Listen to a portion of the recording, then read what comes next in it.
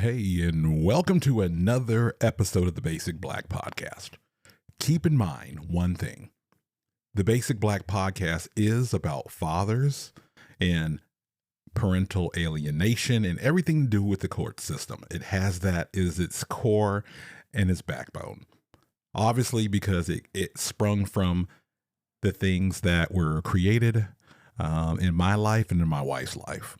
Now, that doesn't mean that there's not other things. I do appreciate receiving input and topics from people through our email. And if you don't have it, it's basicblackpodcast@gmail.com. So again, all one word, basicblackpodcast@gmail.com. So I got an email and I find this really interesting. So I wanted to quickly talk about it because I have some experience in dealing with certain individuals that do this. Now, let's look at it like this. The email, I'm trying to keep from laughing, but the email talks about, you hear a lot of people now, because this is the social media generation. You move into this generation, what are they now? Like Y or Z or whatever. I'm Generation X. I was born in 1973. So yes, if you're doing your math, I'm 50 years old. Okay. But we were from a different generation. We were the generation to where we were still kind of latchkey, and if you're really young, latchkey means that you were left at home by yourself, to your own devices, usually with a older sibling and whatnot, and you would do what you needed to do while mom and dad were coming home from work. For me, my father was in the Army when I was growing up. And my mother was mostly a housewife. And in the later years, she ended up working at the commissary, which is like the military grocery store. And she was like the back end manager. So all the stuff that came in, she would be in charge of it. And then the vendors would get it and put it on the shelves and whatnot. So they'll get home eventually, and then we were basically supposed to do what we're supposed to do, homework and make sure you have your chores done and everything together, because my generation was a generation where you would get your butt whooped. Now they call that abuse. Neither here nor there. That's not that topic. But for me, that was the generation. So we're not wired as tightly and really stuck on technology like the newer generation is. So now, and I think, I thank COVID for this, because it changed the way that we look at things. It changed the way that we went about the way we do business. A lot of people either, one, lost jobs, two, they got into a point to where their jobs transitioned from in the office and moved more towards the home. And that would be me. Sorry, people, I'm getting over a little bit of a cold, but that would have been me. I worked from the beginning of the pandemic, almost to solid 2022, 23, work from home. Some people say, oh, you're so lucky it's a work from home. Yeah, the first year was a lot to adjust to. But anyway, so that's the adjustment. Now, what ended up happening was a lot of people who put their time, money, and effort into their careers, which I have absolutely no problem about. Now, and I'll be the first person to tell you, if you hear me start talking about the education system, I do have my bachelor's and I do have my master's. I used to teach until I figured out that the IT field was probably the way for me to go. Should have went to the military. Can't change that. But anyway, so that's how life was progressing for us. And was the way that we looked at it. Well, the younger generation, they looked at they're truly embodying the microwave generation. The younger generation does this. They're seeing Instagram and Facebook and TikTok and all these other social media platforms, and they're starting to see these influencers who are just blowing up. blowing up, millions of followers, millions of likes on all their videos. They're getting sponsored and everything else to start to make an actual career. So it was starting to be long gone are the days where someone's like, oh, well, when I graduate from high school, I want to be an athlete. Because everybody was like, either I'm going to be an athlete or I'm going to go to the military or something like that. Well, they don't even aspire to that anymore. They're looking more towards, hey, I want to be a social media influencer. So what ends up happening, these people will figure out everything it takes to appeal to people, regardless if it's their true nature or not.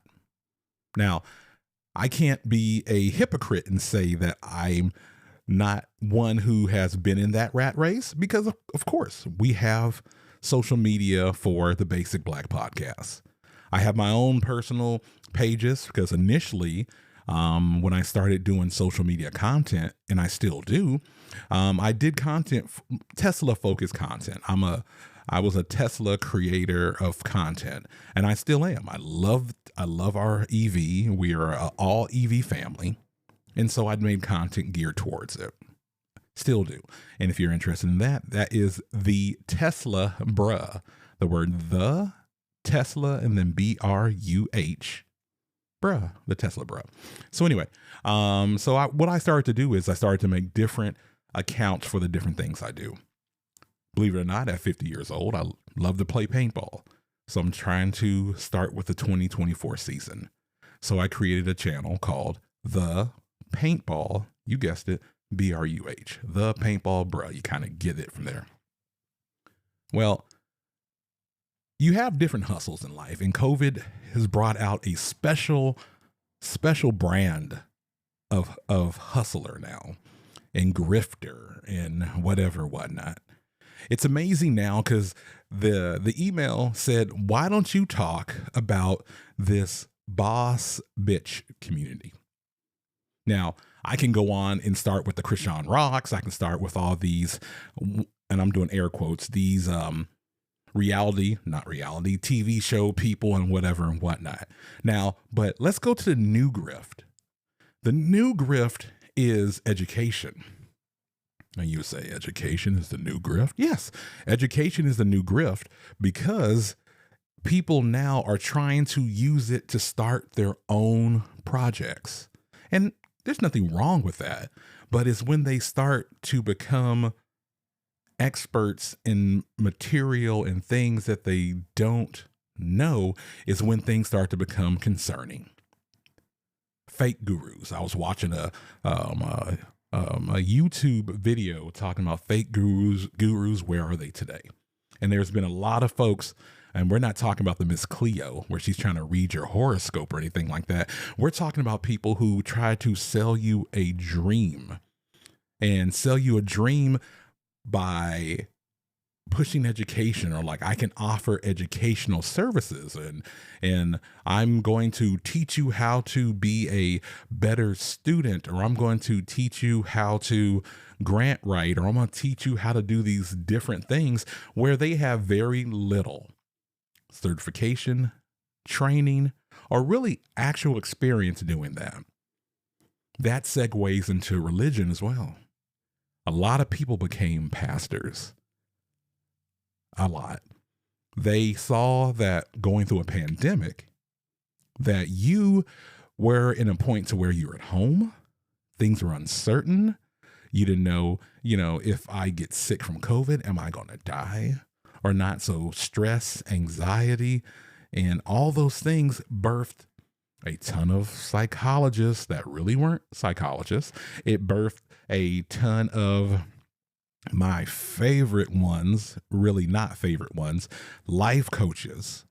It birthed all these online grifters so they can try to make so much money off of the pain and fears of people, but they're truly not qualified to do so.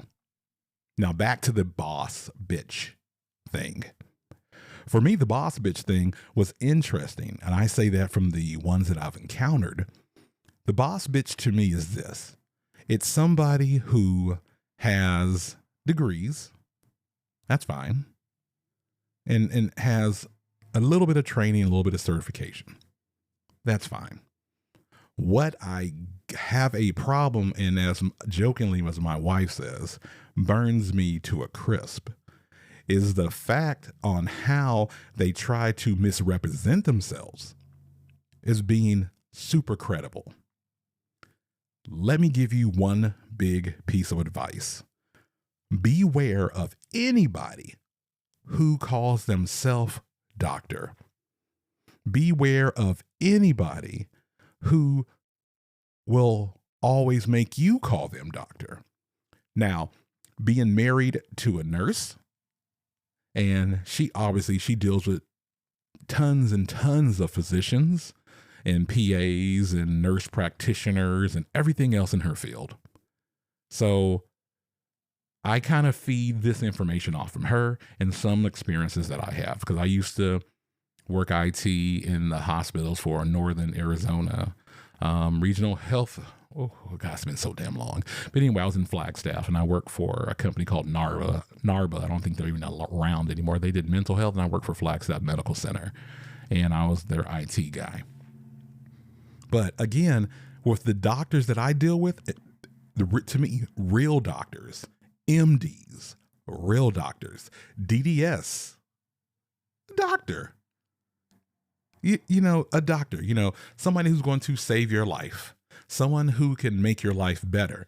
But these quote unquote doctors that, they'll get their doctorate in philosophy or sociology or things that you would consider and call the soft sciences. And then whether they put themselves out there as this super source of information, and then they start to try to lure and trap people in with their BS. Things that they're not trained to do.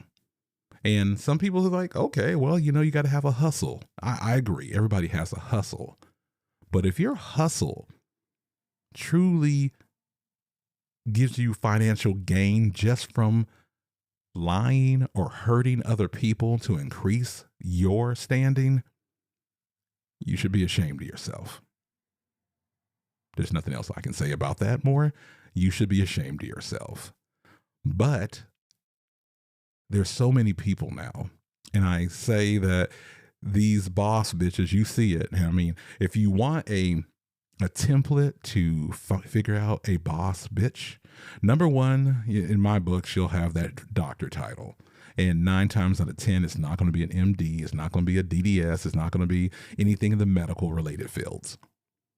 Number 2, they always have to pose, or they always have to make it look like they're ultra successful. So you're going to see the Louis bag, or you're going to make sure they have a, Gucci slippers or slides or something else, because they're trying to project that they're successful. And lo and behold, they might have a nice car. So they'll do that too.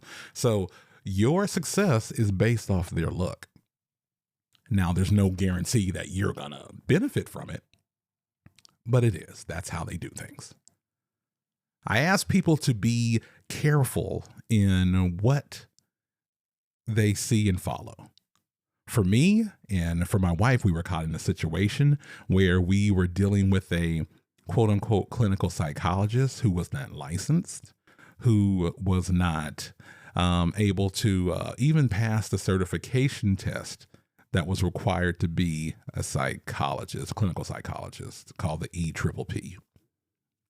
But some way, somehow, she was able to use her little doctor title, and she had, I think, a doctorate in philosophy, worked with a company that offered mental health services, and portrayed herself as doctor. Now, if you want to learn more about her, I'm going to go ahead and say her name. Look up Dr. Marilyn, Marilyn Wiley, and you'll see some woman who looks very African-American, very ethnic, and might even talk a good game. And I'm not going to say might, it did, because obviously she had me fooled. But buyer beware. And that's the lesson of this conversation. I'm trying to make these things a little bit shorter because I want people to be able to enjoy them and don't feel like they have to pause and start again and pause and start again because of the length of it. So as we move forward into 2024, Happy New Year to everybody. I really want people to be better advocates for their own growth. Do more research into your success, because you need to be aware that you will end up doing more damage to yourself following after these gurus and these folks in these different fields that you think are just authorities when they're not. Everybody wants to have a good career. Everybody wants to have money. Everybody wants to have a lifestyle. And that's fine, a good lifestyle. Everybody does. But beware, because scammers don't have to be in a foreign country. Scammers don't always have to be foreign. They can definitely be domestic. So anyway, when you deal with somebody, do some background checking. Look into their credentials and look into where they went to school and what they've done and everything else that goes along with it. That's the best thing I can offer you. Best piece of advice. So with that, I'm going to go ahead and cut this one. Look for the telltale signs. I mean, they're basically clowns, and they are dressing up in whatever it takes to play the part, to look the role, so they can hopefully bring you into their scam, make you feel comfortable, make you let go some of your hard-earned money in hopes you can be like them, but in truth, in all fact, they're empty and unhappy. Anyway, that's a quick one from the Basic Black Podcast. I'm Reggie, and thank you so much for listening. Please know that the Basic Black Podcast, the Basic Black Podcast is streaming on a couple different platforms now. Thank you. It's on Spotify, and we are on Amazon. We're on Google, and also on Apple. And so we're going to be merging out to more platforms. So thank you for your viewing or listening of this podcast. I treat this as a really, I think it's an honor to be able to do this, and people say, hey, I got you, I hear you, and that makes me happy. We've been through some really horrible situations and trauma where we could have just said, we're going to pack up, we're going to give up, we're going to be done. And no, we're not. We're taking tragedy and we're taking that to testimony. And we're going to make the pitfalls that we encountered known so others don't fall for them. So I've been preaching this for the last couple of years, almost 3-4 years of everything that we've been through. And if you don't know everything, please look through the previous episodes and you'll get to know a lot more about what was going on in our lives. But have a Happy New Year. And please come back again and enjoy some time with the Basic Black Podcast. I wish you health, prosperity, and happiness going into 2024. And with that, I'm out.